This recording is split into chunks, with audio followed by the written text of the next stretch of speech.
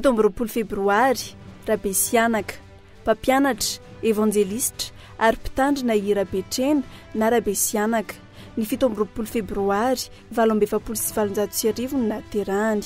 Rabetrena no tena anarany fa noho izy niasa tany amin'ny faritra Antsianaka iny no nahavery anarana azy ho rabesianaka. Ity rabetrena na rabesianaka ity no evanjelistra voalohany ny rain'ny fiangonana malagasy tao aorian'ny tany maizina hiasa tany amin'ny tany lavitra. Mpampianatra tao amin'ny sekolin'ny fiangonana Avaratra Andohalo izy no nalefa hamaky any amin'ny fitorinana evanjely any amin'ny faritra Antsianaka.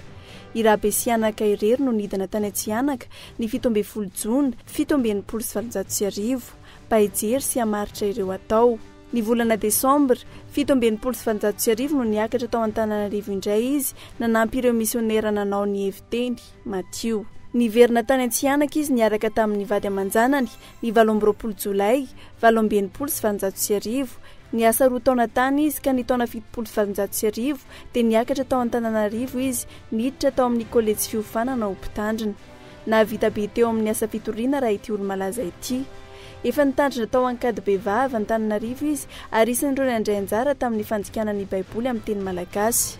Ny taona 1799 dia nirahany nitsidika ireo fiangonana tany Mahanoro sy Vangaindrano i rabesianaka.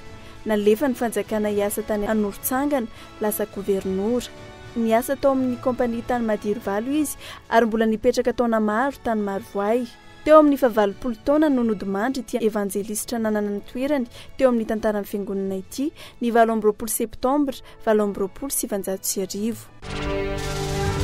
17 febroary 1797 toy izay niseho tany amin'ny faritra Antsiranana dia nisy korotana fankalana ny merina ihany koa tany amin'ny faritany Mahajanga.